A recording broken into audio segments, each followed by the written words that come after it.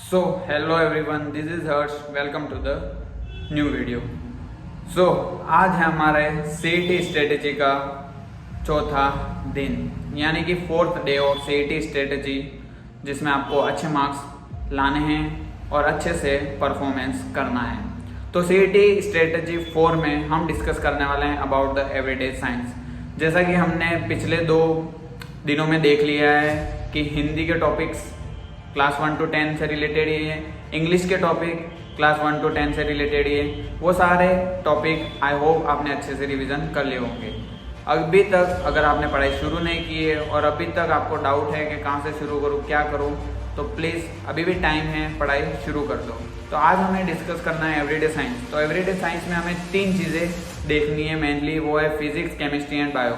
इन 3 से related questions आएंगे और पूछे जाएंगे। तो जैसे कि फिजिक्स में क्या पूछा जाएगा, तो रिफ्लेक्शन ऑफ लाइट, लेंसेज क्या हैं, जो आपके सिलेबस में मेंशन है वही चीज़ें पूछी जाएंगी। फिर आता है केमिस्ट्री में मेटल्स क्या होते हैं, नॉन मेटल्स क्या होते हैं, देन कंपाउंड क्या होता है, उनके इंपॉर्टेंस क्या हैं, that all about the inorganic chemistry और ऑर्गेनिक केमिस्ट्री, दोनों मिक्स रिलेटेड क्वेश्चंस आ सकते हैं। तो वो देख लेना, वो भी क्लास 1 to 10 अगर आपने अच्छे से केमिस्ट्री पढ़ी होगी तो आपको आ ही जाएगा, मतलब साइंस पढ़ी होगी इन शॉर्ट तो आपको समझ में आ जाएगा। फिर आता है बायो में क्या होता है, तो ब्लड ग्रुप क्या होता है, ब्लड ट्रांसफ्यूजन क्या होता है, सेक्स क्या होता है, सेक्स डिटर्मिनेशन, वो सब चीज़ें आपको पढ़नी है एवरीडे साइंस में। तो एवरीडे साइंस में आपको क्या पढ़ना है ये मैंने आपको बता दिया। तो आज है हमारा डे 4 में आपको क्या क्या पढ़ना है आपको पता चल गया होगा। तो आज ही पेपर और पेन उठाओ और पढ़ना शुरू कर दो। कितने टाइम पढ़ना पड़ेगा, तो ये सारे टॉपिक बहुत लेंदी हैं, बहुत अगर आपने पहले पढ़े होंगे तो इजीली आपको समझ में आ जाएगा, लेकिन शुरुआत ही अभी कर रहे हो और अभी भी कुछ बिल्कुल नया है आपके लिए, तो आपको ऑब्वियसली इस सारे टॉपिक को कवर में, मतलब पूरी एवरीडे साइंस को कंप्लीट करने में आपको पूरे 2 दिन लग सकते हैं। अगर आप पूरी डेडिकेशन के साथ पढ़ते हो, दिन के 6 से 6.5 घंटे तो पढ़ना ही पड़ेगा, तब जाके सारा टॉपिक्स क्लियर हो पाएंगे। सुबह 2 घंटे पढ़ लो, फिर शाम को 2 घंटे, और बीच में दिन तो बचता ही है, वहाँ 3-4 घंटे आप कंटिन्यू पढ़ सकते हो तो पढ़ो। कंटिन्यू मतलब ब्रेक ले लेकर पढ़ो। अभी आपके पास काम क्या है, आपको सिर्फ पढ़ाई तो करनी है, पढ़ाई पर ही तो ध्यान देना है, तो फिर पढ़ाई कीजिए यार। व्हाट इज़ द डिस्ट्रैक्शन, क्या है डिस्ट्रैक्शन, क्यों डिस्ट्रैक्ट हो रहे हो पढ़ाई से?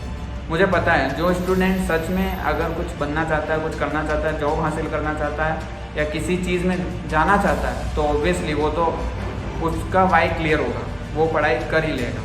लेकिन जो स्टूडेंट मतलब अभी भी उसके माइंड में कन्फ्यूज़न है कि क्या मैं सच में पढ़ाई करूँगा, क्या हो जाएगा, मुझे क्या मिल जाएगा, तो वो कन्फ्यूज़न ही जीता रहेगा। अगर आप भी ऐसे स्टूडेंट हो जो कन्फ्यूज़न में हो, तो पहले आपका कन्फ्यूज़न क्लियर करो, तब जाके ही आप पढ़ाई पे फोकस कर पाओगे और अच्छे से पढ़ पाओगे। आई होप आपको समझ में आ गया होगा। तो सीईटी स्ट्रेटेजी 4 में आपको यही बताना था। एवरीडे साइंस आप कंप्लीट कर लेना, और 5th में मैं आपको और कुछ इंटरेस्टिंग चीज़ें बताऊंगा कि कैसे कैसे क्या क्या चीज़ें कवर करनी है। तो आपके पास एवरीडे साइंस कंप्लीट करने के लिए पूरे 5 दिन 2 दिन हैं, 2 दिन में कंप्लीट कर लेना। तो मिलते हैं नेक्स्ट वीडियो में with very powerful and very interesting. और trying is better than regretting, यानी कि कोशिश करना पछतावा करने से बेहतर है।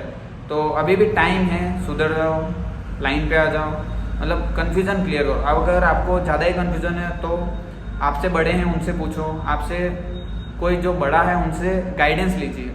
देखो गाइडेंस लोगे तभी आप, किसी का एक्सपीरियंस जब तक नहीं जान पाओगे, किसी का एक्सपीरियंस नहीं जानोगे, तब तक आप आगे नहीं बढ़ सकते। क्योंकि आप तो अभी दुनिया देख रहे हो, जो दुनिया देख चुका है पहले से उसको पूछो कि दुनिया कैसी है, तो ऑब्वियसली वो उस चीज़ को, उस दुनिया को अच्छे से एक्सप्लेन कर पाएगा। आई होप आप समझ गए होंगे मैं क्या कहना चाहता हूँ। तो मिलते हैं नेक्स्ट वीडियो में, तब तक के लिए जय श्री कृष्ण। पढ़ लेना अच्छे से, अभी भी टाइम है।